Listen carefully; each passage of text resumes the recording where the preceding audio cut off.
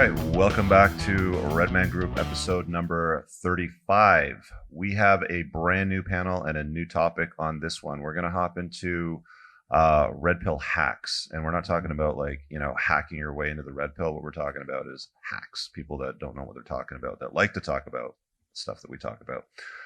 Let me introduce you to our current panel. To my left, I'll start with Alan Roger Curry of Mode One, a alumni speaker of the 21 convention. Had a great talk at this event this past weekend. Beside him, we've got Ed Lattimore. Ed, what's your website, by the way? EdLattimore.com. EdLattimore.com. Former heavyweight boxer, physics graduate, just all-around dope guy. Like, he's just an awesome guy to hang around with this past weekend. Another amazing speaker. Right beside me, we've got Ivan Throne. He just put out a book called The 9 Laws. Best place to find you, Ivan, is on Twitter? Beg pardon? Best place to find you is on Twitter? Yes, best place to find me on Twitter would be at Ivan Throne. At Ivan Throne, yeah. Mm-hmm. So Ivan's deaf, so we're gonna have Charlie in tech basically type him all the questions that need to come up that he needs to read. So you'll see him reading down. We're probably gonna have to tilt to talk to Ivan when we answer because he's got to read lips. Beside me to my right, I've got Rollo Tomasi of the Rational Mail, a regular panelist of the Redman Group. Beside him, we've got Jack Donovan, a heathen, a man from Start the World. Follow him on Instagram. I think it's probably the coolest place to see what he's up to. He's a really cool guy, great author. If you haven't checked out The Way of Man or Becoming a Barbarian, what's your newest piece? A More Complete Beast. A More Complete Beast. I haven't read it yet, but I've got a copy of the book. Definitely going to check it out. And then beside Jack, we've got Tanner Guzzi, a style expert, masculine style. Is there a website you want to mention? Yeah, Masculine Style or appearanceofpower.com. Let's check out the book. Yeah, he's got a great book too, so I got a copy of that. I'm going to check that out as well. All right, gentlemen. We started the last broadcast asking the panelists what their experiences were like on the 21 convention. So let's start with Alan Roger Curry. What was your aha moment, big takeaway? What was your weekend like? Oh, it's been great. It's been excellent. Got a chance to converse with a lot of guys from a lot of different places, not only here in the States, but a lot internationally. And they were asking me some great questions, and I think I gave them some great answers. But yeah, just listening to all the speakers, some I heard last year, I thought they were great, but they were even better this year. Then there were some new additional speakers that I thought delivered presentations that resonated with the audience in a great way. So it's just been fantastic. Anthony is just, I told George during my report interview, he raised the game this year. He keeps rising to another level. He's next level focused, and I've just enjoyed it. It's been a gratifying experience. Cool. Ed Latimer? Oh, man, so many takeaways from this weekend. The big one for me personally, before I get to everyone else, is that personally just seeing people who I've read their work and admired it from afar. The first thing I did, I ran up the island and I said, man, I read your book. Whoa. And I told him, and I downloaded it illegally when I read it like 10 years ago. So I had to buy a copy today to show my love, man. But his work, when I read that, I was going through a rough time in a transitional period in my relationships with women, and he helped me out. And getting to meet Rollo in person, for example, I read all his work. I'm a big fan of his books and his website. So to me, to be around these guys, to feel like, oh, okay, I really found some people who really think the way I think and are going after the world the way I go after the world. That's been the best part for me. The next great thing is seeing the response of all these people who read my work or read other people's work, and they've got so many questions, and just to see that I'm having an impact on the world. I forgot to mention your book. It was not caring what other people think is a superpower. Yeah. And then insights from a heavyweight boxer. Yeah, it's been a good seller. But yeah, it has. Thank goodness. But that's been cool. And the most surprising aspect, because I think people have this idea, maybe we'll get into that today, is a bit of an auxiliary point. People have this idea what red pill is, and they think we're a bunch of angry guys or whatever. But speakers are here with their wives, guys are here with their sons. It really is a reclaiming of what is a masculine directive and where we want to go in the future, and not just be phased out, not be zeroed out, but have a voice for men in the future. So I've had a great experience to sum that up, and I'm really looking forward to being back here next year. Cool. Did you get Charlie's? Sure. The 21 convention has really been the 21 convention has really been a phenomenal experience. And what's so powerfully struck me is that each of the speakers are so unique. They're so distinct. There's not one cookie cutter caricature of masculinity. We're all different. All of the speakers have their own story, and they're all going all the way. They're not holding back. They're not trying to play it safe with their expression of who they are as a man, what they believe, what they stand for, what they teach, or what they do. And you can see the participants just soaking up all of these archetypes and options and choices. If you go all the way, you can take your individual sense of being a man, being a person, being an individual, and just expand that to the fullest extent that you can. And find your own path, and we're here to throw you ropes and show you how to get there. Yeah, exactly. I've already commented in the first session, so has Rollo. So we'll pass it over to Jack Donovan. So what's your experience been like this past weekend? Overall, I like the 21 convention just because it tends to be very positive. Like Ed said, it's instead of being an angry thing like a lot of people think it's going to be, it's really about changing men's lives for the better. And I think a lot of people here come here looking for something and looking for an answer. And I hope a lot of them found it. And as far as this year, I spoke last year, obviously, and as everyone has said, it's like last year only doubled. It's just more professional, it's better, and it's just been a really good experience. Yeah, Tanner. I think the biggest aha for me, and this is my third year coming out, so I've kind of seen it change quite a bit, is just how much the caliber of the attendees has improved. Guys are in better shape. They walk better. They're more confident. They're dressed better, which is awesome because a lot of times you go to conferences and it's just an exercise in futility because the guys get the dopamine drip. It's like, yeah, I came and I learned. And then they go back to their normal lives 2 weeks later. But to come back and see a lot of these guys who have come back, or a lot of new guys who are coming in, you can see that they're actually applying these principles. They're actually becoming better versions of themselves. And they're still hungry to come and do more. It's not just like, well, I'm in better shape and I'm better dressed and I'm more confident than everybody else around me, so I've arrived. But they still want to continue to do more. I love being around other men like that. I think it's so invigorating. Normally, we only get that kind of amongst us as speakers, but to feel like the attendees are so significantly stepping up their game. I mean, it's a peer group and it's awesome. So it's been really fun to be around that this year. Awesome. So today's topic in this broadcast is going to be on red pill hacks, guys that talk a talk but don't really walk the walk, or they don't really know what they're talking about. I want to pass it over to Rollo because he's kind of got a bit more of a insight on I'm it. actually kind of glad I got the panel I did for this one now. It would be really easy for me to just sit here and just badmouth a bunch of different, alternative, sites or organizations, I should say, for masculinity. But I'm not going to do that. What I'm going to do instead is I'm going to say that there are other organizations out there.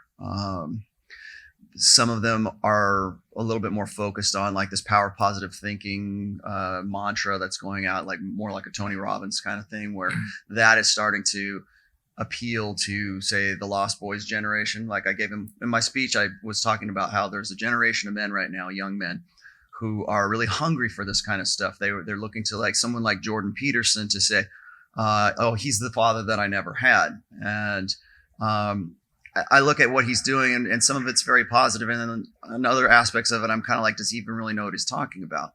And then I see other organizations, such as like, I think it's called We Are Man Enough or something like that. And one of the reasons I want to talk about this is because when I see those guys and they're getting together, and really what they're doing is just sort of parroting back the same mantra about toxic masculinity and how can we be better men by being more appropriate or being more aligning with the feminine imperative. And it seems like they are. Yeah, that's a weird dichotomy. Trying to Like, how do you lean become a into better it. man by becoming more feminine, right? Yes, exactly. And so it's this Lost Boys generation right now And we're seeing a lot of people kind of coming out of the woodwork to sort of exploit that as like this niche market right now.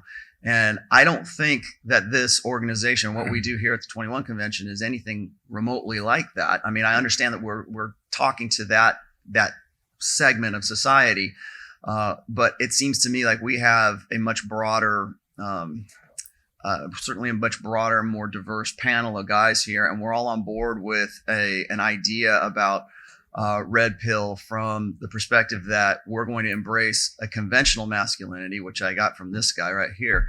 And I kind of almost want to start with you because when I was reading Becoming a Barbarian, and in the very first part of that book, you were talking about how masculinity requires adversity, how it requires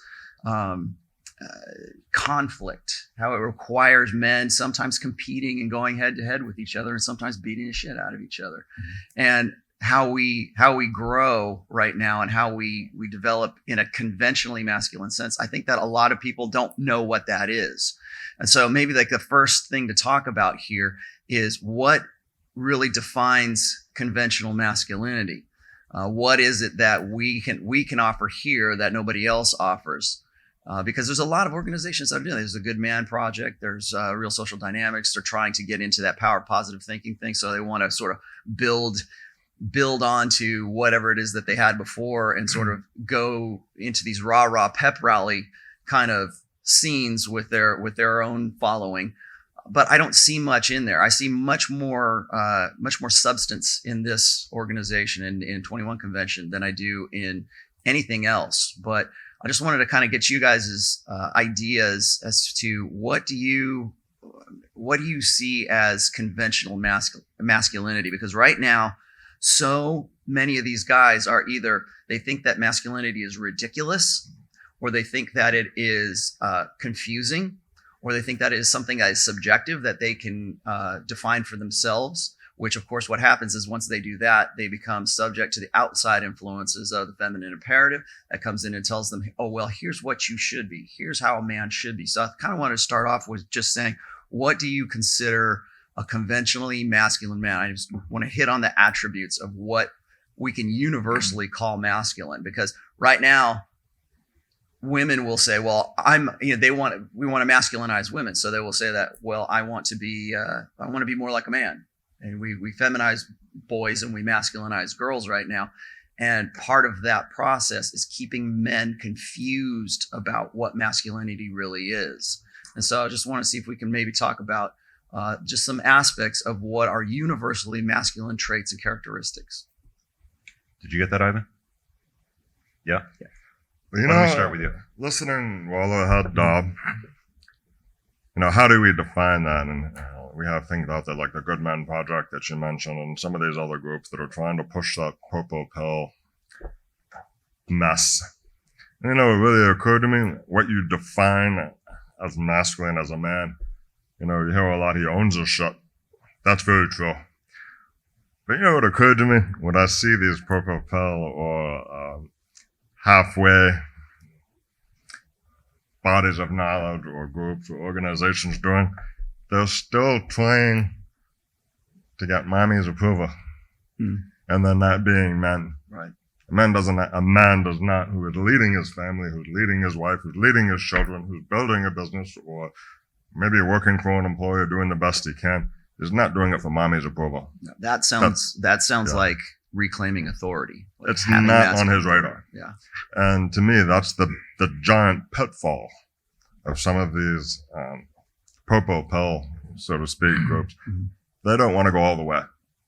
They will not take that final step of being a man. So to me, how do we define that? A man goes all the way. And he owns it. Let's throw it over to Jack, because this is kind of your wheelhouse, brother. This is definitely your wheelhouse. Yeah. Thanks for the setup. You're welcome. Yeah. I mean, first of all, I think it's really important, as much as people talk about women in a conference like this. And I mentioned to someone, I mean, a lot of the talk actually is about women, and they're an important part of a man's life. But at the same time, a woman can't define masculinity for you, and that's really really important. And whether it's groups of women like feminists or whatever, I think that men actually define masculinity. And obviously, my book, The Way of Men, was about trying to find that definition because, as you said, there are so many people trying to define it for men that if they don't have that basis to really this grounding in what they actually are sure that masculinity is, they can be easily like led astray or confused, whether it's by advertisers or feminists or what have you. So my thesis with The Way of Men was really that the way of men is the way of the gang, and that actually it's groups of men that select each other. And we're actually wired for group selection, and it's kind of like a sports team. Like other men approve of you. What are the qualities that they see in you that make you more masculine to other men? They also are the same qualities that obviously women see as masculine. But I think we define it first by what men see in each other. And with The Way of Men, I went through a lot of like evolutionary psychology, and then also looked at feminism and looked at cultures all around the world. And a point that I made in that book was that there's a difference between being good at being a man and being a good man. And a lot of these like the Good Man Project obviously is about being a good man, which sometimes is like being a good boy, like being a good slave, being a good boy, doing what you're told. And that's all cultural. And I wanted to get away from something cultural. And I think that being good at being a man, you don't have to be a good man to be good at being a man. You can absolutely be a terrible human being and still be pretty manly. I don't like everybody to like, well, he's not a man because he, did something bad or stole something. And personally, I think, if that guy was coming down the street and I had to take him or one of these, like male feminists, and this bad guy who's done a whole bunch of terrible things, but he carries himself in a certain way and he's a little bit threatening, and he looks like he would be ready to take action. Doesn't matter if he's an amoral person, he's still manlier than the guy wearing the unisex outfit and like Pink pussy feeling cat. sassy and The word people. yeah. The So- feminist ally. Yeah. So I think that it's an amoral thing, and then as any culture, all of us come from different backgrounds and would have our own cultural definition about what makes a good man. But I think it's really important to look at those basic qualities, and always and everywhere. There is no culture that it's like, it's more masculine to be weaker. That's just never true. Yeah. And all throughout human history, never true. The same thing with courage. Like it's more masculine for a man to be fearful and retiring. That's not real. That's never happened in history. We've never thought of each other that way. Good men are incompetent. Like that's never happened. Yeah. Like that and Competency is I would say That's a something. masculine It's trait. a masculine trait. Yeah. yeah. I mean, it's again how we judge each other. I mean, if you weren't strong or courageous, but you have a lot of useful skills, men value that, Right. and that's really important. And so, the virtues that I came up with, and I think that they come from an evolutionary perspective, are strength, courage, mastery, and honor. Which is honor is, I think, just caring about your reputation with other men, because you can't really be trusted in a group if you don't care about the opinion of the other people in that group. That doesn't mean, in the modern world, that includes the entire globe, and you can't possibly care, and you shouldn't, about what everybody in the world thinks of you.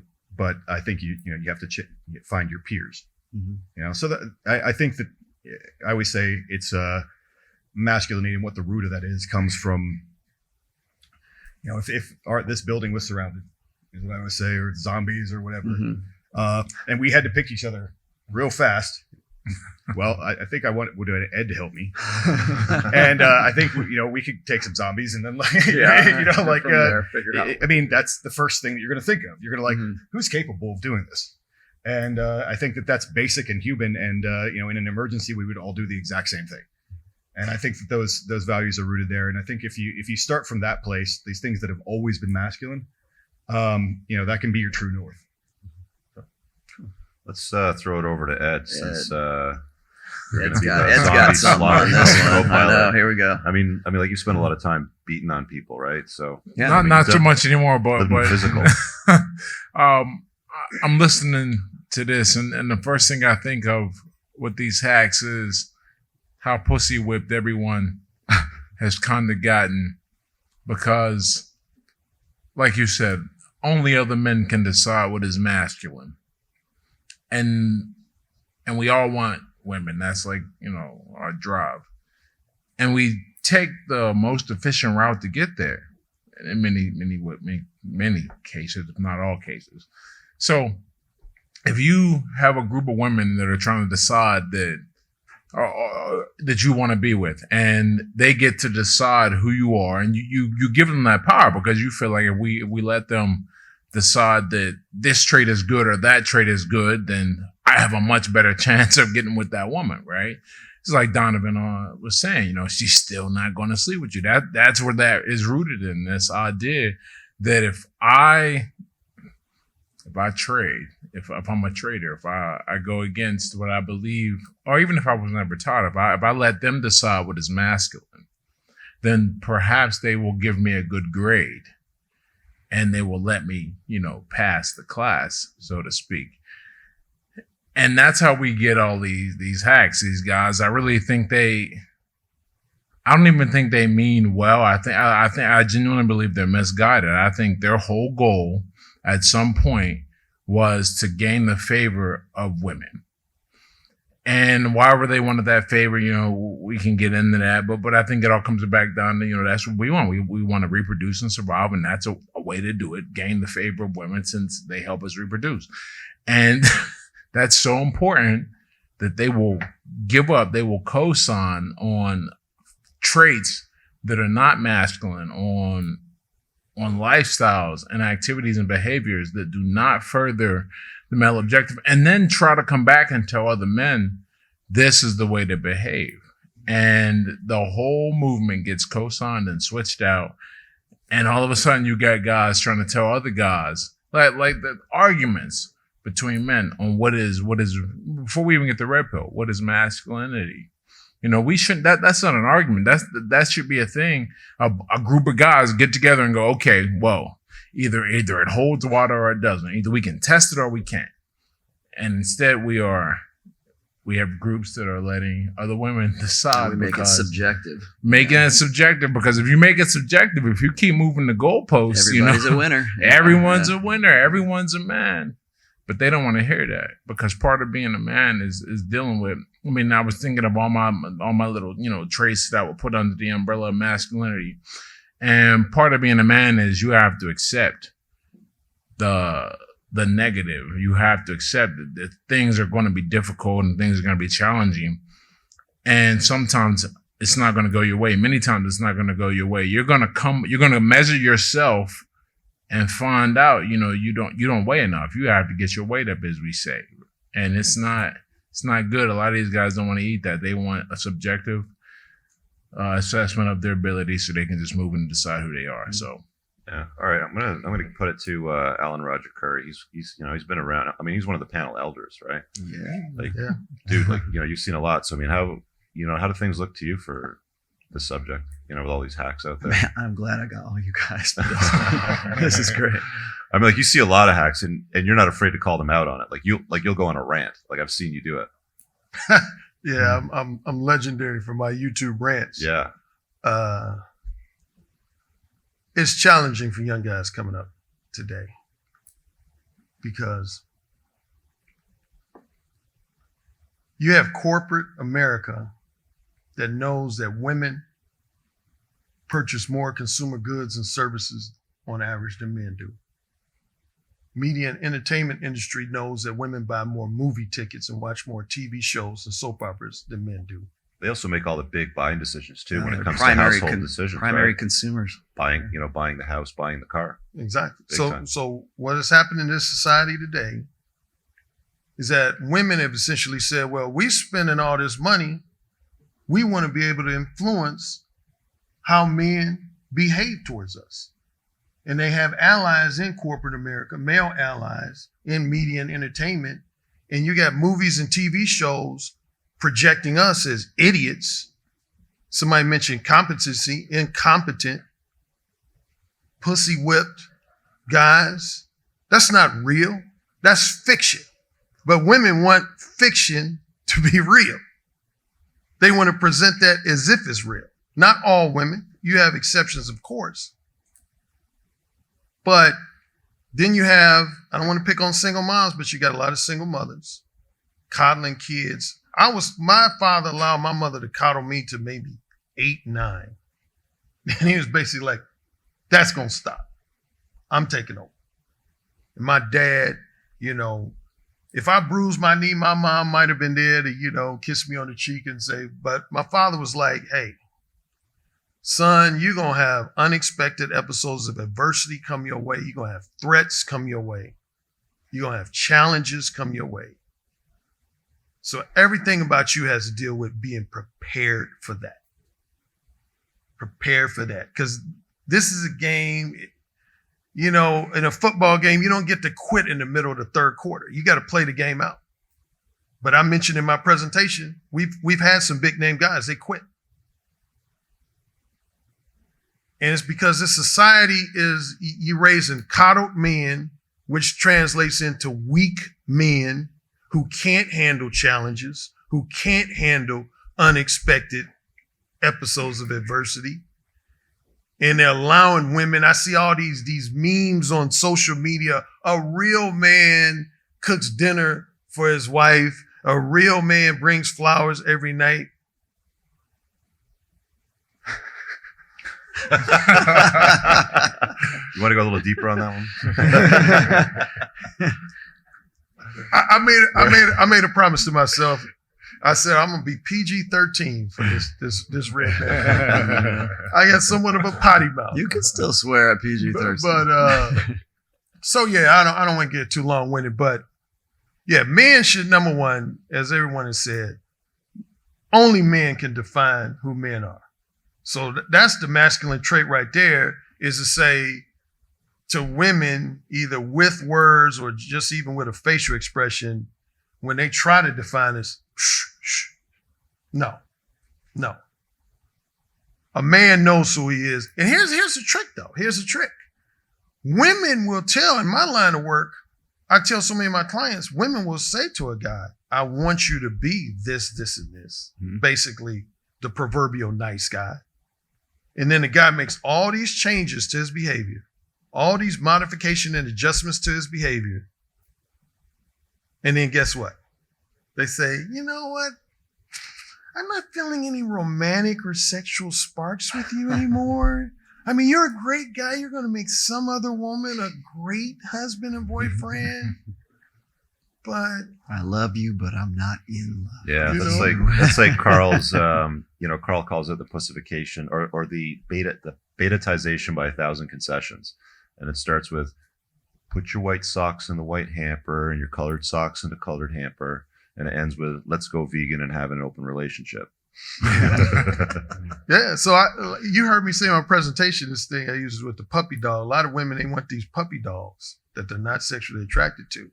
But I'll end on this. I tell guys, using a dog metaphor, at least show your teeth. At least growl. Bark. So, Tanner. Let's throw it over to Tanner, and then I guess Roland and I will top up on that. So I think one of the things that can kind of get lost in this, and Ivan did a really good job bringing it up, is that I think so often, and we do, I'll probably get in trouble for this, but we even see this within the red pill community, where it may not be that we're seeking women's approval by going through what they tell us is the right way to do it, but it's still that the God we worship is sex. It's this idea that I'm going to be a man so that I can get laid. And that still is worshiping the feminine or worshiping sex as a god. And that doesn't work. That's not within the tactical virtues of masculinity. Man has never been defined by his access to women. That's always been a benefit or a way to reinforce or ratify men who have been masculine. But sexual access has never been a way to define masculinity. And so I think that we need to be careful within our community and guys who come in and they don't take this idea of pedestalization of the one woman and convert it into pedestalization of women or sex or anything else. Because when you have access to good sex and as much as you want it, you either realize it's like, well, I've been sold a bill of goods because I'm still not totally fulfilled in the other things that I want to do, or you recognize that there's a whole lot more to life than just that. And so I think it's so important that we as men recognize that there's more than just our relationships with women that actually go into what it means to be a man. And we have to strive for more than just either the quantity or the quality of sex that we may be lacking when we first stumble into this community. Yeah, you know, when you think about the great men of history, Mm-hmm. at the top of the list that one got laid. Yeah. Yeah. Like that's not the quality And, that you. and he wasn't that's just- defined by that. Yeah, He wasn't yeah, yeah. great because he got Yeah. laid. Yeah. Yeah, yeah. You know, if you don't mind, I want to quickly follow up. It's funny, Tanner, because in my book, Mo 1, in chapter 1, so many people who usually people haven't read it yet, they say, oh man, I want to read Mo 1 because I want to get laid. I want to get laid.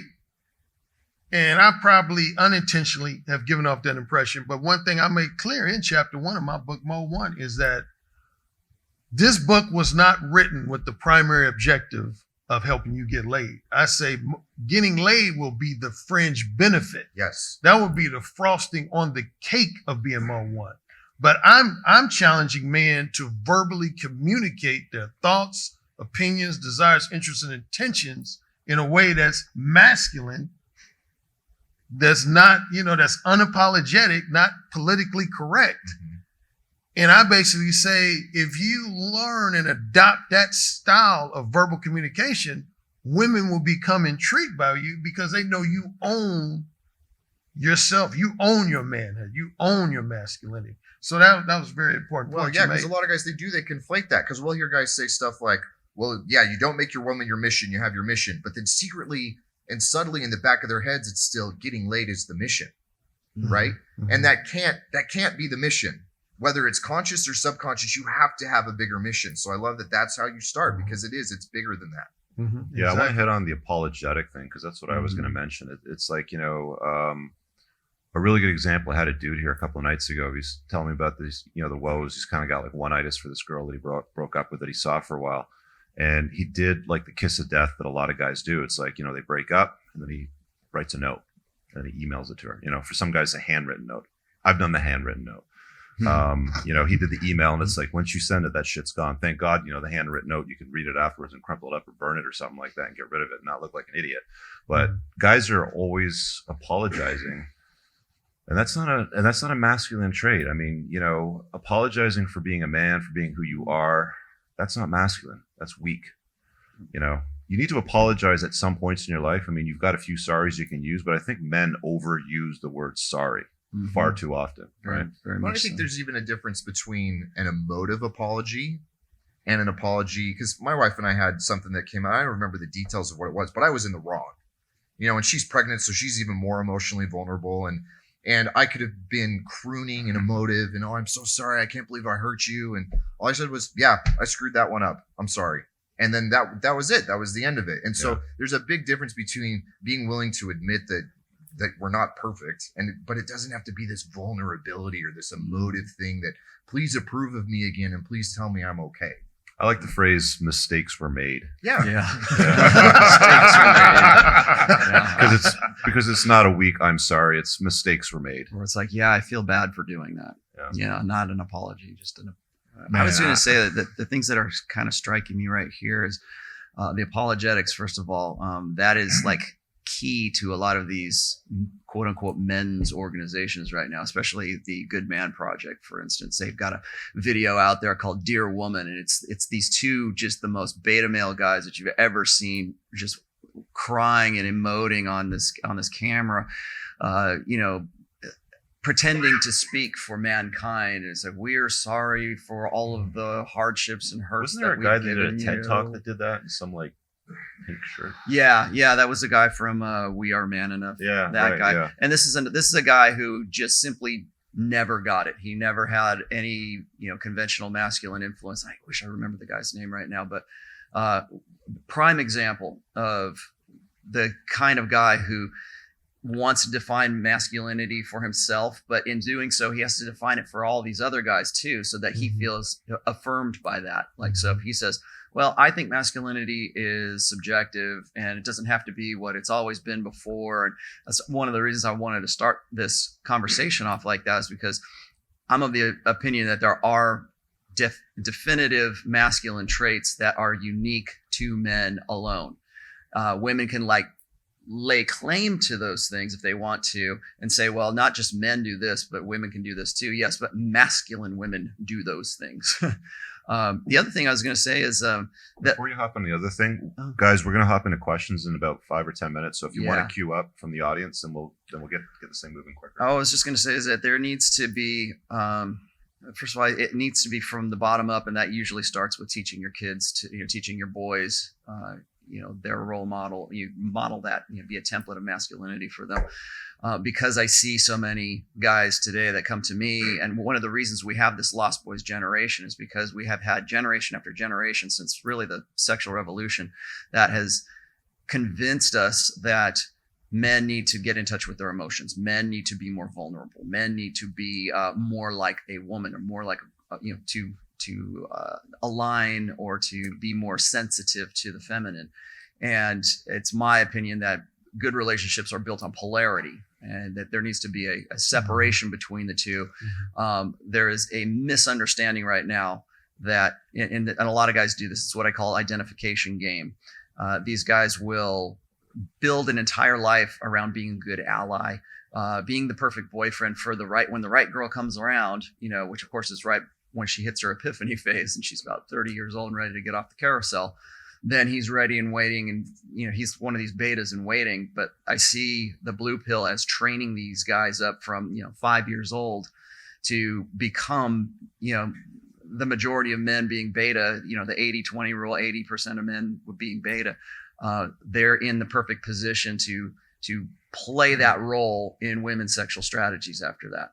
And I see that is based on an identification, saying if I'm more like a woman, if I can identify more, if I can emote more, if I can be more, It's almost like it's a competition. Yeah, if you can emote more, then you'll get more girls. Exactly. And it's just like what Ed was saying just a minute ago, is like they'll make a competition of it, and they try to be more alike.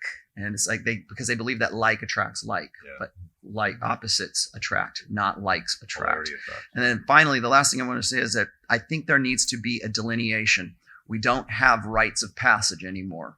We don't have, like in Jewish culture, it's a bar mitzvah or whatever. There's that point where everybody says, okay, you're 14 years old, go out and kill a lion and don't come back to the tribe until you've killed that lion or whatever. That I'm not saying go out and do that, but I think we've gotten to a point where we have pussified our boys and again taught them as if they were defective girls, or drugged them whenever they act like boys.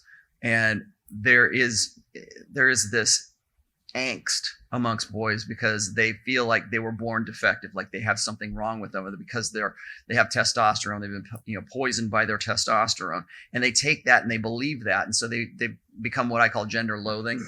And what happens after that is they don't know when they get to be a man and when they don't get to be a man. And right now, what Tanner was saying, maybe that delineation is just them getting laid. So once you get laid, then you're a man. And I think that the feminine imperative has now taken that, and a lot of guys, feminist allies on a lot of the organizations I was just talking about, they want to keep manhood away from you. They want to say, I have the authority to say you're a man and you're not a man. And so if you do more for the feminine, if you align yourself up with being more like women, if you do what you're supposed to, one of the reasons we shame men for not building themselves up and being the perfect husband and father by the time they get to be 30, we shame those guys and we say they're perpetuating their adolescence. But we don't say that for women. We don't say that women are doing that. We say, oh, she's focusing on her career. And so when a woman is freezing her eggs because she can't find Mr. Right, we don't shame her for that. But we will shame the guy who's not, saving his money so he can buy a house. We'll shame him because he didn't go to college and spend all this money, in college and doing whatever. Yeah, like she's the hero and he's the hero she's for the hero. doing that, right? And the thing is, so what they do is they hold on to this, like they have this medal that is manhood. Okay. And we're going to hold this medal until you do what women tell you that you should be doing. And then maybe then we'll give you the medal that says you're a man. So that's where you get those memes, which is like a real man does this, a real man does that. What that is that's the feminine imperative holding on to the title of manhood. And if you don't bring her flowers, and if you don't do this stuff, and if you're not emotionally available, and you don't do all this other crap, then you don't get to be a man. And so we're going to withhold that. I think that especially in our red pill journey, so to speak, when we unplug from the matrix, when we push away and we cut away that blue pill side of us, and we want to move into a red pill paradigm, there needs to be a point of delineation. There needs to be a distinction there, whether that's a rite of passage or there's something that says, you know what? People ask me all the time, when did you unplug, or when did you have your moment of my aha moment or something like that? And for some guys, it's like a gradual thing. And then for other guys, maybe it's just like, maybe they read my book, or maybe something like bad in their life, a trauma happened. And then they go, oh, this is my moment of clarity, where I get that. I think there needs to be some kind of delineation where you go, you know what? You don't get to hold on to the title of manhood. I'm taking the manhood now. I'm a man because I say I'm a man today. Yeah, your time's Yeah. up. It's it's okay. We got this. Ivan, you want to add something? So, rather those is touching on something that's very important. So did Alan, talking about how the consumer base of women, the media and entertainment. Think about something. Women as a whole do not have the ability to define being a man or being a woman even to each other. Right? A girl knows she's a woman unequivocally. When she has her first period, she hits puberty, men start to notice her. There's no ability for a woman to shame another woman and say, you're not a real woman. They don't have that. They don't have that ability. They don't have that experience. Yeah. Now, a man is not a man Mm-hmm. until other men say he is. That leaves the definition open. Now, if you can take the definition of masculinity and you can suck the life out of it, and you can turn them into women, you just doubled your consumer base. You've commoditized that them. too. Okay. So there's a very real, very powerful, very pervasive interest in doing that to men. Yeah, that's a Men- great point. Like you see cosmetic companies now trying to sell Don't makeup even to get me men. started on that. Soy is a crime. Well, what he says is true. Is women are, and a man must become. That's why I wrote The Burden of Performance. Each one of us has a burden of performance, and it's not just women saying, "Oh, you're acceptable and you're not." It's other men. It's your tribe of men that are saying you are now part of this tribe. That is also part of the burden of performance, and you don't escape that as a man.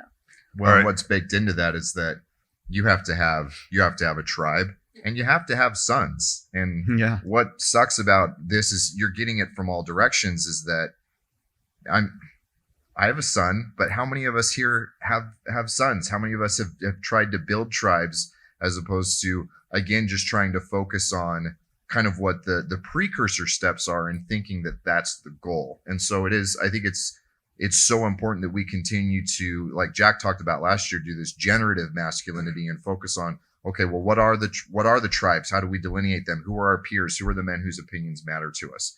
What are those rite of passages? How do we actually get it so that we have sons and we bring them into the world and we can shape the world that we're bringing them into, and those kinds of things?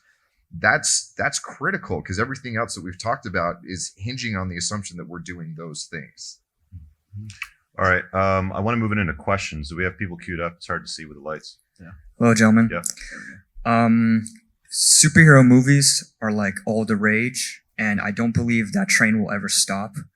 So my question is, should young boys still look up to modern day superheroes for inspiration of masculinity? And Well, if not, what other examples should young men look to besides fathers in the household? Yeah, I'll talk about the superhero stuff because I mean I've watched a lot of comic book character shit when I was growing up and even still as a grown ass adult. That's changing a lot. Like a lot of the superheroes you see in the movie screen now, they're a lot less masculine. That's for sure. You know, even when I was a kid, you'd see like strong, muscular men in tights, but you know. The guys they're putting on the screens right now, and a lot of them, isn't there a new superhero that's coming out that's all female cast? Probably. That's probably That's Miss Marvel. Marvel. Yeah, it's like Yeah. it's like a Marvel piece. It's like an all female cast of superheroes, and it's like, we've already seen guys complain about what's happened with the Star Wars franchise. Like, the last one or the one prior to the last one was very feminized. I mean, like we had basically a feminist as as a commander of the Allied forces with purple hair and stuff.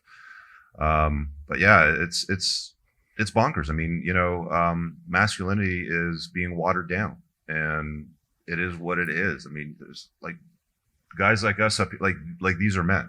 I speak from my heart when I say, like, I know all of these men sitting at this table intimately, and they're men. They don't apologize for who they are as men, whether they're married, single, dating, plate spinning, whatever. They are men, and they don't apologize for that shit. And unfortunately, they're not going to get the lead role of the next superhero movie for the Red Pill or something like that. But Jack may be the villain. I was Yeah. gonna, I was gonna say, Jack I'm would be like the hero, right? I'm a big fan. Pagan ninja. I'm a big fan of comic books. I grew up on comic books. I love sci-fi fantasy stuff too as well. But I think a lot of the stories, particularly the older ones, are based on masculine archetypes. They're based on that hero's journey thing, or they are what would you do if you had a superpower, kind of like Spider-Man, for instance. Spider-Man's a kid and he's bullied and gets his ass kicked and he's a 98-pound weakling, and suddenly he's bit by a radioactive spider and now he has like super strength. And what that is that's kind of the story of it's this weak beta male fantasy where he just has some sort of magic transformation and he becomes a superhero, but he still is expected to keep his nice guy, happy-go-lucky kind of personality behind that. That's one archetype. The other is the sort of the Captain Kirk, Han Solo kind of archetype, where it's like the unapologetic alpha male guy. Maybe that's Captain America. I mean, if you look at the difference between, say, like Captain America and like Iron Man and Tony Stark, you can see two masculine archetypes there. Both of them are alphas. Just one goes about it, in one way, and the other, and then say Captain America goes about it, and he's really bastion of good versus evil. Whereas, I would almost say Tony Stark is kind of like the Sigma alpha, or the Sigma male kind of guy who's still alpha, but he's like the lone wolf and does things his own way. But all of those are getting pushed to the side right now because SJWs cannot create anything for themselves. They have to take a successful franchise and they have to take that franchise and insert their messaging into it, because they know that if they were to create their own superheroes, they would fall flat because those archetypes don't exist in anything that they create. So they say, oh, look, Star Wars, everybody loves Star Wars. Let's take that and make that as gender inclusive and as feminist intersectional as we possibly can. Let's do an all-female cast of Ghostbusters. I mean, that's the whole rage, and all of these fall flat. And at some point, Hollywood's going to figure it out. But I see that as sort of this infiltration into what I call male space. And so you have this male space, which is comic books, and you've got muscular guys who are here, who are portray the hero archetypes, and then you've got women, at least back in the 70s and 80s, who were these buxom, beautiful women to Wonder Woman, right? drawn by a guy with the mindset that he would really like to get with a woman like that, but that's his fantasy. And they built a successful franchise on men's fantasies, on men's aspirations to be better, or the hero archetype, or else they are building it on, like I said, the going from a point of weakness to a point of strength, and then on hot, sexy women. And so you build it on that, and you get the SJW, social justice warrior influence that comes into that. and they want to shake that up. And in doing so, they destroy the formula that was so successful from, why we have such fond memories of our comic book days when we were kids. We want to go back to that, and we try to go back to that, and we find that the purple hair woman from HR is now the commanding officer of the Starfleet. Yeah. You know what's interesting though? I mean, you'll never see a guy like Dwayne Johnson cast in a Marvel Comics movie. I mean, we've never seen it. You've never seen a guy like Vin Diesel, like a strong, imposing, masculine man. It's not that they don't, like Henry Cavill, the guy that does Superman. I mean, he's a dude sort of thing. But you're not going to have like a leading role that's going to draw a lot of eyeballs to that storyline. It's like it just doesn't go. You wanted to talk on that? Yeah, I think this concept of heroes is critically important. And we've been saying, and Wallo very articulately called out, the destruction of the male hero in media and comic books and movies is deliberate, it is disgusting, and it is very effective. So where can you go for that? When I was growing up, comic books weren't really a part of my childhood, but what were the historical heroes. My father pushed those on me, so read this, understand it. Let's take for a minute, let's say they do a Civil War movie, right? We're going to have a gallant display of battles and courage and honor, but Robert E. Lee will be played by a woman. Not going to work. You can denigrate history, like they do today with Winston Churchill, but you can't change it. Look to history, look to the heroes there. One of my favorite stories is Horatius at the bridge. If you're familiar with the story, the Etruscans were invading Rome, there's a bridge to cross over, and one guy said, I'll stand on the bridge. A general and a foot soldier said, we'll stand with you. And they held off the entire army. And a famous poem said, for how can man die better than facing fearful odds? For the temples of his fathers, for the ashes of his fathers, and the temples of his gods. That is real. That happened. They cannot erase it. Find those heroes and understand what the heart is within that. These heroes of the past, whether it's Audie Murphy or Horatius or Robert E. Lee or General Grant or Caesar, it wasn't necessarily an idea that motivates men to acts of heroism. It's here. If you can embody that and find that, you will be on the path to immortal manhood. That makes sense? It's a great point. Did you want to add to that? Yeah, Yes, I would we can. say, because I love that. And I think that that's so spot on. And I think one of the other things that's so important is that we can even scale that down, because I think one of the things that's so interesting about this idea of fantasy superheroes is for young boys, that's critical and that's important. But as you get older, that should become less and less important because one, you've leveled up, and two, you're in a culture and you're surrounded by men who are actually worth aspiring to become like. And so I think it's so critical that we as men become the kind of men that we would hope that we would want to grow up to be like when we were kids. Are we overweight? Do we just show up in basketball shorts and in an ironic t-shirt? Are we more interested in watching the game than in actually pushing ourselves and becoming better? Do we just have a job? Do we just listen to the nagging wife? Do we just exist? Or do we do our own level? Maybe we're not going to be a level 10 superhero or a level 8 historical superhero, but if we're at least a level 5 local hero, somebody that a young man would want to aspire to become like, he's not going to need those others as much because he's going to say, I don't have to be this because I can be fulfilled being that. Yeah. Quick observation, a little lighthearted, but it's important. When I was young, I'm going to date myself, as Coop called me one of the elders, 55. But one of my favorite shows was The Incredible Hulk on CBS. And he would protect people. He would do what he had to do. And then he would revert back to, you could say, the more beta Bruce Banner. What have you seen in movies? Now, the Hulk is supposed to be the most indestructible alpha male in of all superheroes. But what does it take now to get him to go back to Bruce Banner? a woman saying, Bruce. True. See, immortal archetypes. Yeah, there you go. All right, do we have another question in the lineup?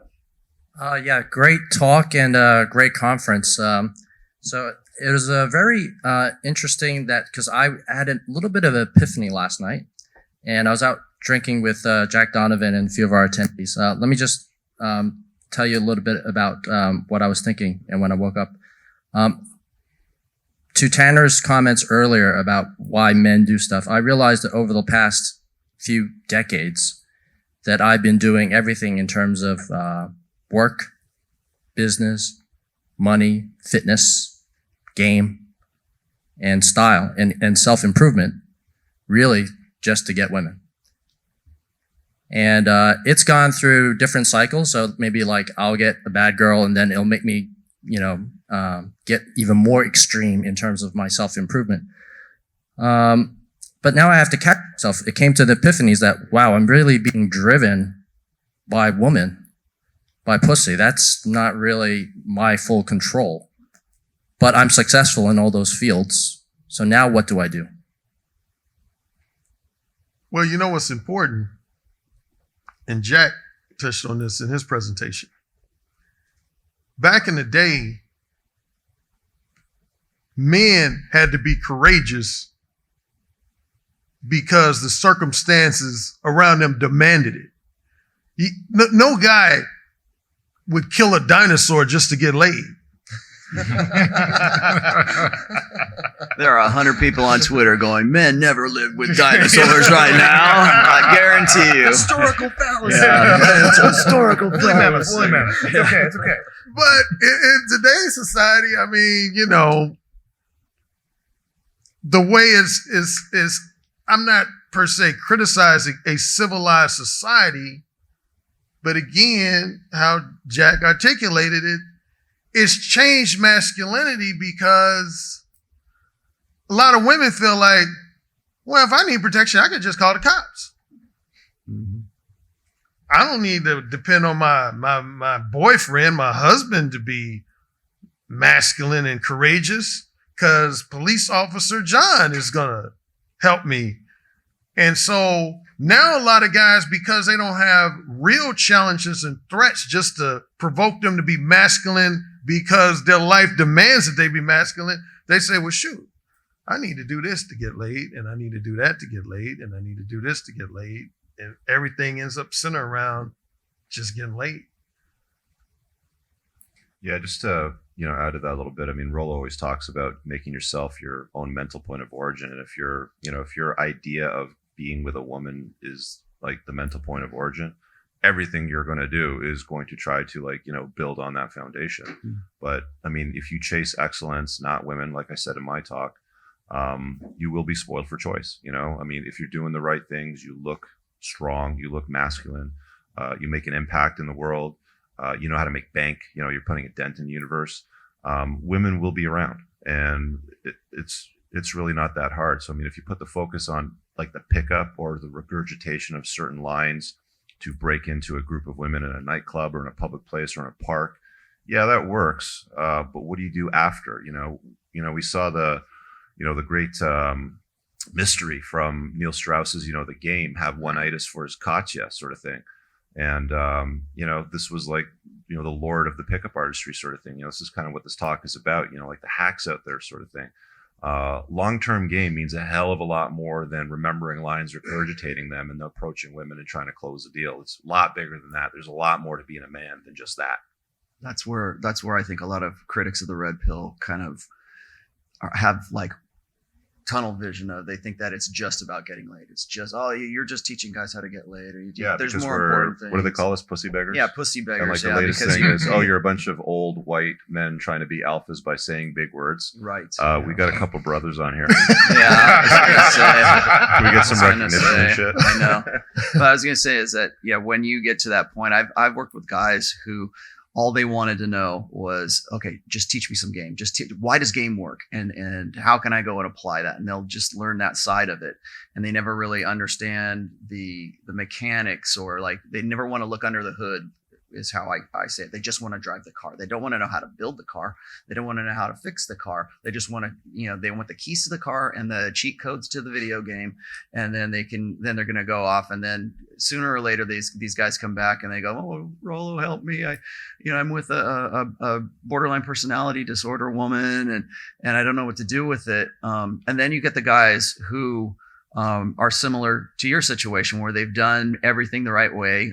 Maybe they are getting laid and they've got to that point, and then they go, what else is there? What's left for me? And again, that comes back to what I was talking about before.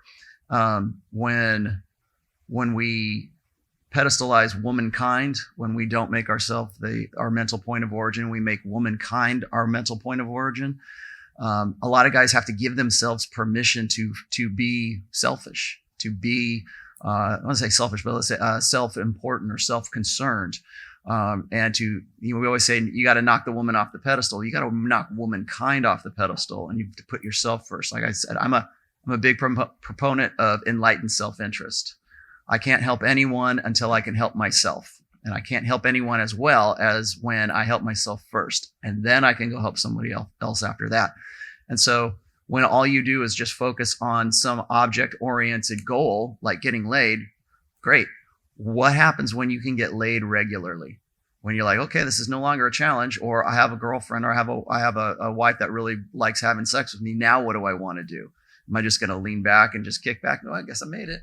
Or are you going to do like Jack said, is there going to be another challenge? Is there going to be some new, the Aurora Boreas, right? Is that what it was? Yeah. Is there, it's not so you can get to the weekend, it's so that you can get to the next project, right? Yeah. I mean, they're asking you for the linear solution. Yes. They're like, what are the 3 steps that I need to take to get laid? The red pill is not a linear yourself. solution. Right. It's a constant solution. It's a way of life. Well, It's a life choice. That's such a good question because, I mean, when you take off the whole idea of womankind or sex or anything else as the goal, because when you get there, you realize that it's not. And like Jack talked about, survival is not the goal because that's already largely taken care of for us.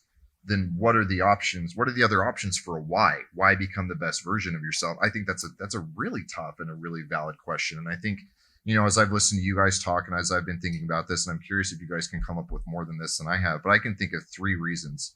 One is this idea of egoism where I am me and I want to be the best version of me. And so that's this self-fulfillment component. I think number 2 is this idea of legacy, which is I want to make the world a better place, and that maybe for my children or for my tribe or for anything else, but I want to matter to the world. I want to make it better than how it was when I left it. And I think the third one is related to something bigger than just what this temporal world is. So whether that's religion or divine potential or something else, but it's the idea of, for me, I have a moral obligation by virtue of my relationship with God that I need to become the best version of myself. And so I think that those 3 things are kind of the main camps to put it in.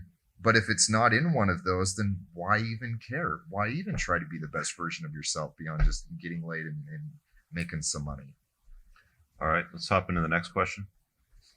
Hey guys, I'm not a native speaker, so it's just kind of a note. There's like a difference. There's 2 words, like getting pussy and being a pussy. There's it's pusillanimous, which is an adjective showing a lack of courage or determination, being timid, and it comes from Latin, having a very small mind. I found that very interesting because people always tell you don't be a pussy. But usually they think, don't be, I don't know, a girl or a feminine woman, whatever. But it's actually a whole lot has to do with be masculine, be courageous, be determined, be there, be present. And I think most of the guys don't understand that. It's that was very interesting. And just a short question maybe, as an exercise of imagination for the panel, how would you see masculinity being taught in school? How would you see maybe a rite of passage being taught in school, or the whole. I did a long video on this, man. It's not being taught in school. It's, what is it? 80-90% of school teachers are female. I mean, even in Canada where I'm from, I was a kid around November, December time, little puddles of water would freeze up. And as kids, you'd run up to them and slide across them as fast as you could, right? Now you can't do that shit anymore. you get put in detention, or you get taken inside, or you got to go to the principal's office if you're playing on ice. So it's like they don't, they like, I did incredibly bad in school. Like I was a DC student. I was a very poor student, according to like the school guidance rules. I remember I sat in the principal's office for about a week in grade 8 because the teacher didn't know how to handle me in the classroom. So she figured, fuck it, I'll put him in the principal's office and let him sit there. And the principal was looking at me like, look, son, if you don't smarten up, you're not going to get a good job like me. And, but it's like, dude, like I make more than you in a couple months and what you did all year. And, this guy's lecturing me about what success is and what a man should be. It's like, you are like, when I look back at those moments and days, and even today, I mean, if I had a son, I'd be fearful putting him through the school system, because the school system does not manufacture boys and girls. It basically manufactures, it's a indoctrination system of like the government protocol. And what it does is it spits out girls and feminized boys. Oh, you guys hit on that. Ed. Oh man. I gotta talk about this a lot with some people. I mean, I don't have kids. This is just my opinion and my observation. We need to get back to some type of physical expression. When I was a kid, and the school system wasn't perfect when I was a kid. I'm 33, but we used to go out during lunchtime. First of all, we had like an hour recess, which is great, and we would play outside, and the boys would get together, and we would have races for candy, or we had some kids they like doing backflips and all that nonsense. The point is that we were, not only did we have that, we had gym as well. There was almost 2 hours of physical expression a day. And if you didn't like it, you didn't have to. I mean, there were people getting out of the gym at that point. And now the problem is they're removing that option. There isn't recess. They're trying to get rid of physical education. They're removing that element of real tactile. I'm going to learn kinesthetically. I'm going to engage in the world that way. That's the first step. The second thing, which is kind of related to the first thing, is we need to reinstill a sense of competition in the school system between the students, not necessarily with an imaginary grade system. And this is a guy who has flourished in that grade system as well. But we need to make it more about how you compete and relate with your fellow students. Our ranking system. We say, we don't want to damage these kids' self-esteem, but part of that damage, you don't want to break it and ruin it, but you do need to nick it a bit. You do need kids to feel like they have to earn their place and their respect amongst their peers. And it's not just about the authority looking down on you, deciding that you are good, you are bad, and you're going to forever be doomed to service wages and maybe we'll promote you. No, kids have no sense of honor and respect amongst themselves because they're not forced to ever compete amongst themselves unless, the kid decides to compete in some kind of sport activity, but the numbers are so low and now we're trying to get, and let's not get into what's changed at the professional level in many sports, particularly at least the NFL, and how that is trickling down to the high school level and then ultimately the college level in sports. But yeah, I think to sum up what I'm saying, we need to get back to physical expression in the school system, and we also should get back to some level of competition. It forces kids to recognize each other as not just in a you're cool, you're popular kind of way, but no, I mean we really used to have straight up contests and competitions in elementary school and middle school, recess throughout the year. Who was the fastest? We used to shoot hoops all the time. I was terrible at basketball. I'm that black guy, the anomaly. But we used to have all kinds of ways to prove who was going to be, who was the man, and we gained respect that way, and it wasn't negative, and it forced us to improve. Another competition that doesn't exist in the school system anymore is like the grading system. In Canada, like I don't know what it is in the certain schools in the States, but I mean Canada, like they don't fail students anymore. So if you're a shitty student and you don't get it, you still move on to the next grade regardless of what your skills are, whether or not you comprehend the curriculum. They do not fail children anymore. And one of the other things that I just learned about in the other last couple of months, what pissed me off when I heard about this was if a parent wants to go in and complain to the teacher that their child's feelings were hurt because they got a C instead of an A+, the teacher's instructed by the board to give them an A plus, right? So like, you know, like kids got to learn about rejection in life. I mean, you know, Rollo talks about this all the time. I mean, you know, for a boy to evolve into a man, to go through the rites of passage, they have to understand, hey, if you can't figure out the math test and you suck at it, you get, you know, the 0, or you fail, or you know, whatever it's got to be, and you got to go to summer school. I sucked at math in grade 6, and I had to go to summer school to figure it out. Did I learn fucking rights? I learned my lesson. I studied my ass off to make sure that I didn't fail again, because I didn't want to have to walk in the blazing sun to go to summer school while all my friends were outside having fun and swimming and doing other things. Right. So, you know, I think it's incredibly important just to understand that it's not a friendly place for boys to grow up in the school system today. It's an indoctrination system, essentially, to feminize them. We are teaching boys as if they were defective girls.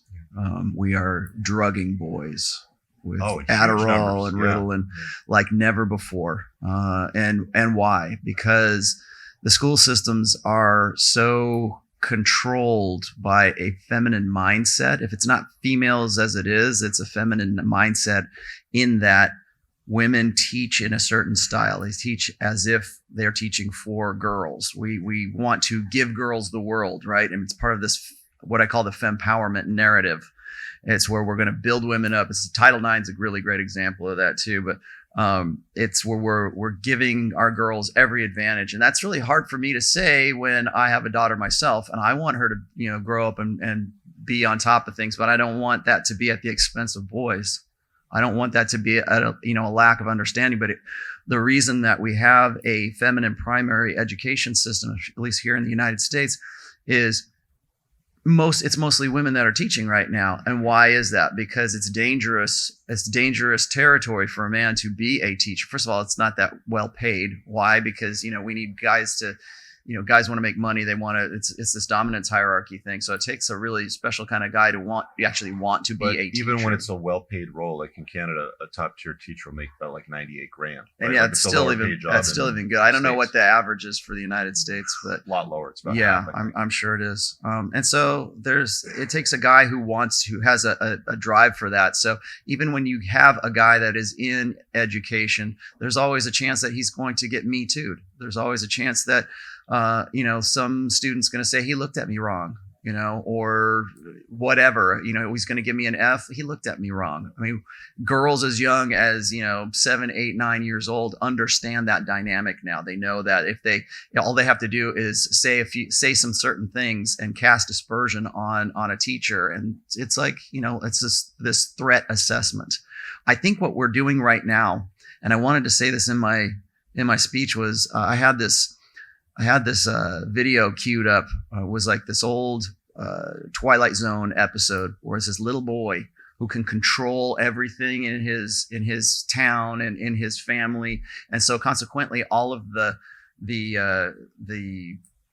parents and the friends of the parents, they're all isolated, and they have to do whatever this kid says because he can magically make things happen, and basically he can kill you if he wants to, and wish you away to the cornfield.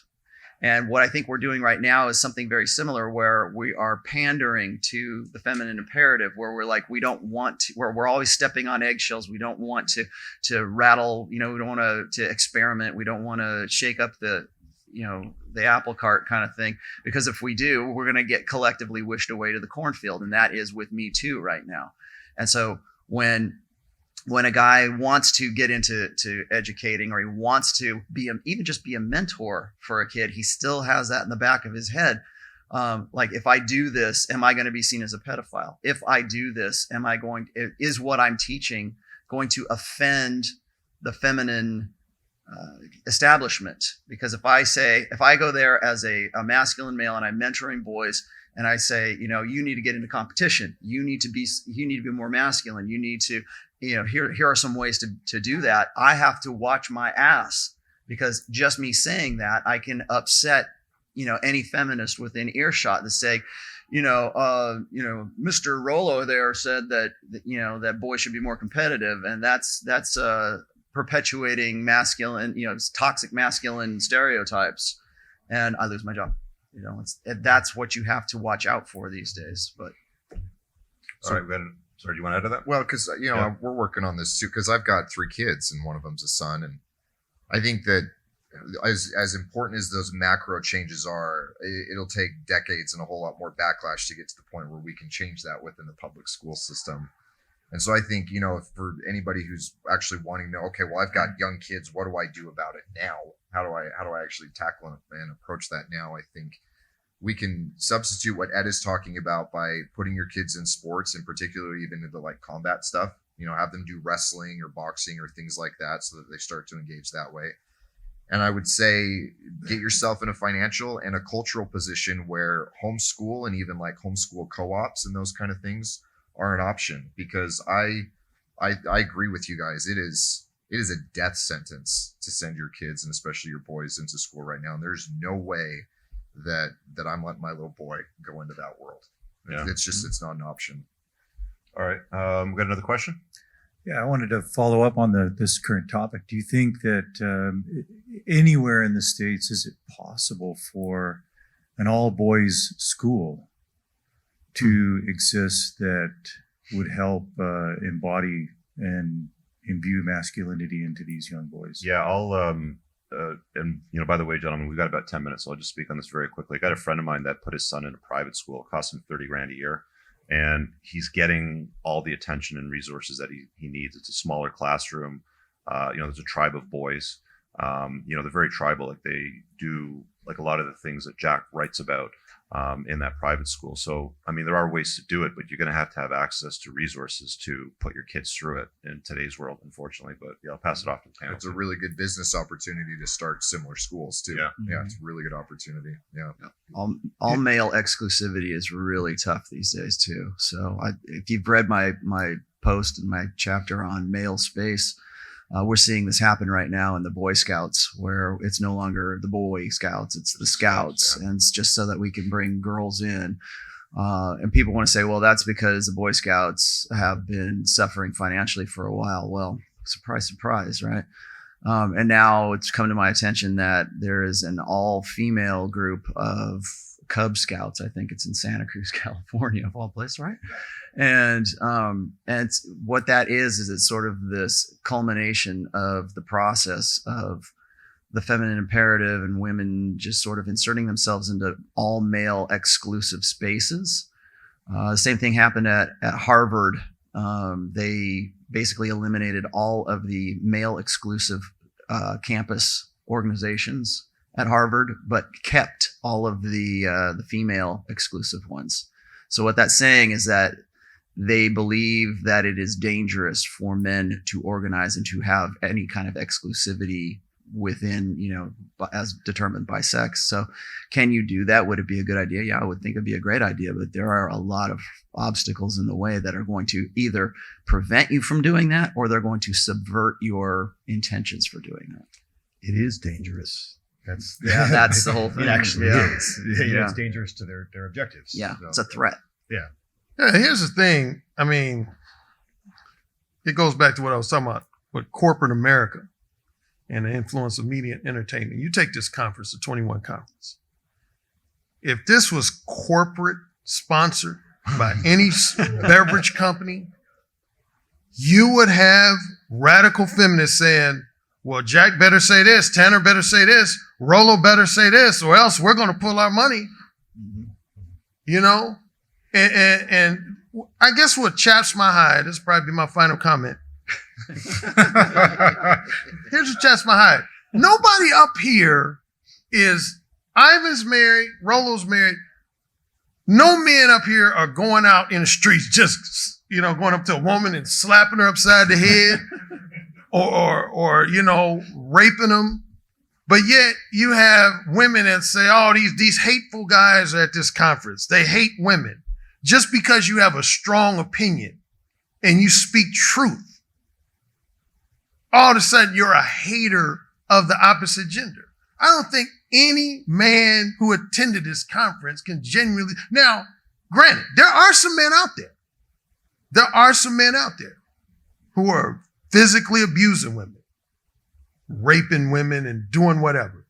None of those men are at this conference, though.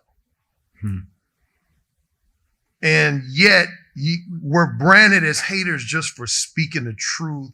And I just think it's a shame that society has evolved to that point. But again, they have these male allies in corporate America, in media and entertainment, that if Hollywood was to produce a movie called the 21 Convention, they would have some weak guy playing Rolo said, I started off writing The Rational Male, but I realized I just love women, and it's the Beautiful Women book I should have wrote. I should have wrote the book called The Beautiful Women We Should Cherish as God's Creatures, and something like that. It's just, let me stop. I think we have time for one more question. We got 5 minutes and we'll wrap it up. All right, perfect. Because this kind of is relevant since Donovan and Ivan are up there, and it's relevant for everybody. But it seems like last year this convention really changed.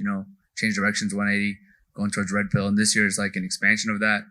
And just hanging out with a lot of the attendees, it seems like a lot of the guys, like even like the other guy said before, he's like, women have been the center of all my progress. Like I've been doing everything just to get women. And it seems like now it's kind of like a point where a lot of the attendees are like, okay, I have the fundamentals down. I can get women. What now? And it seems like I'm thinking like the future of this, like it's been progressing, and I'm seeing the way that I'm seeing the progression. And I want to ask you guys if you see the same thing. Is we're moving towards men. Like right now, it seems like the convention is like how do men interact with women, and I feel like next year it's going to be like how do men interact with men, and tribalism, and like men collaborating locally, like kind of like this, but on a smaller scale, like in their local environments, and then coming back, once a year and doing it on a big level. So do you guys see that like for this event, like, or? I think it's already happening, man. Yeah. I mean, for me anyway, like my own experience was like, dude, your talk was way better this year. I took cues from Tanner, and I upped my, style game. I threw on a nice coat and a Very tailored well, shirt. by the way. Yeah, you did. Cool. Yeah. I was So impressed. it's like, we're not here going out doing pickup approaches. Yeah. You got to do like 100 approaches, throughout the week. Like, I don't think anybody did that practically. It's like, guys are here to understand themselves, the masculinity that, they're supposed to embrace, deal with past trauma, reconcile past beliefs that didn't serve them. A lot of stuff like that. I mean, this is definitely a, become a better version of yourself sort of thing that's happening here. Yeah. I think that's the beauty of this conference is like, if you want to go out sarging or whatever, there's always some guy that, maybe Goldman will go out there with you, or Christian McQueen or something like that with Bill. There is that aspect of it, but there's also more to it than just that. Like Alan was saying, there's married men here, there's single guys here. We have such a depth and breadth of, for lack of a better term, conventional masculinity here. And there is definitely a desire for that, like I said, with the Lost Boys generation. But are we going to lean more one way or the other?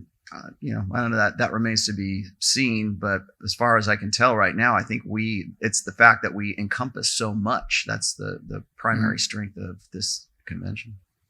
And Joshua, I wanted to quickly say, because me and you have had many conversations, and to the guys who heard my earlier comments, I don't want to ever say, being a dating coach, that getting laid is not important. Yeah.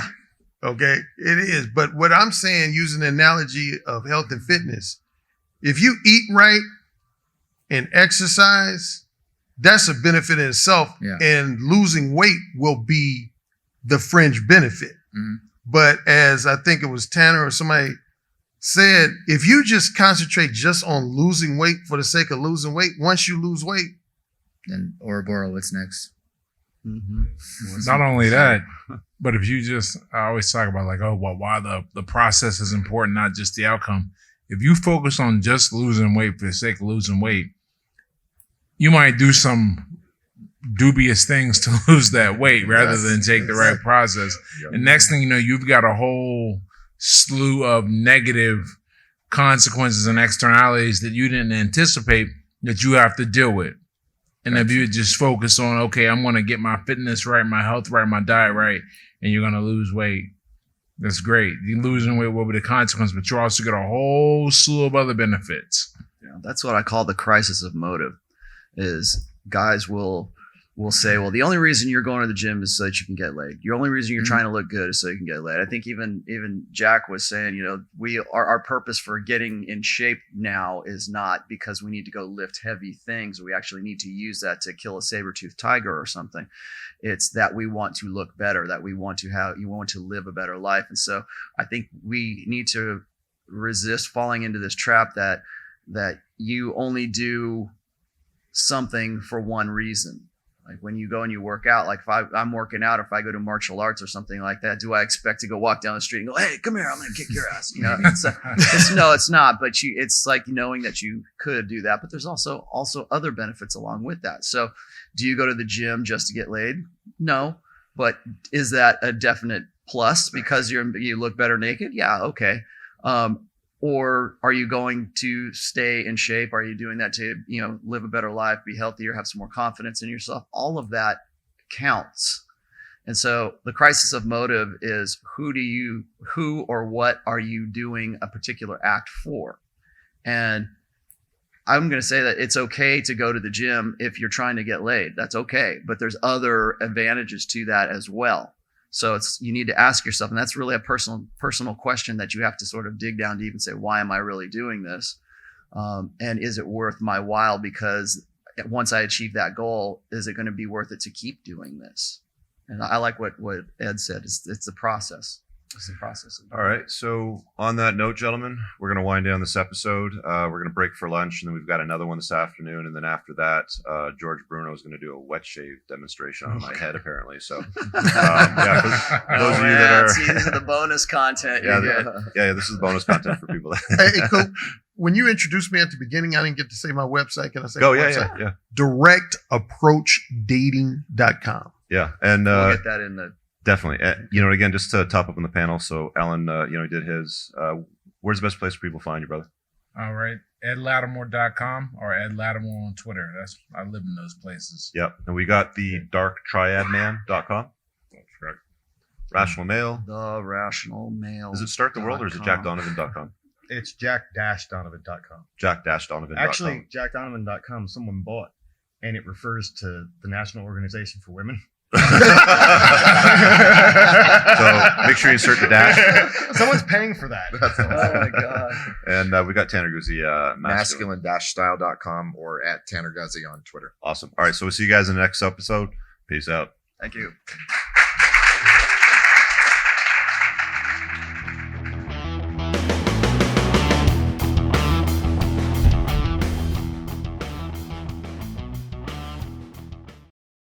What was your experience so far with the 21 convention?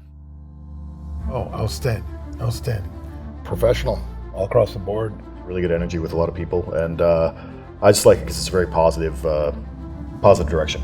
This, George, this has been a first-class event. It's fantastic. You guys run a really tight ship. I've been to a lot of conventions over the course of my business career, and I can tell when things are well run and when things aren't, and this is a very well-run operation. I was very impressed. It's pretty incredible to see where Anthony's brought it, especially from last year, which was my first year here, and to see the upgrades he's made, it's been incredible. I've got my notebook, and with every speaker, I've written down about 2 or 3 lines under each of the speakers of just the key prime stuff. That's good. That's good. It's very surreal, man. I'm really enjoying it. I'm happy to live in such an era where such a thing like this is possible. I have never seen a group of guys like this, a group of 200 men who are focused, squared away, they're working on their values. Just never met a bigger group of wonderful guys. It's kind of neat because I've been to a fair amount of conventions in my day, but you never see one where the guys like here you can just see Ed Lattimore talking to Tanner about boxing. Yeah. You just sit down and then you tell your boxing experiences. Everybody's kind of pinging off each other. It's nice. It has been fantastic. And it's been 4 days of guys all on the same page, working in the same direction. Fascinating meeting some of the people, hearing their stories. You got people traveling from other parts of the world to come here just to see some of the speakers. That's amazing. The thing that's impressed me is everybody here is very serious. Yeah. They're taking it close to their heart. What a great convention. Thanks, George.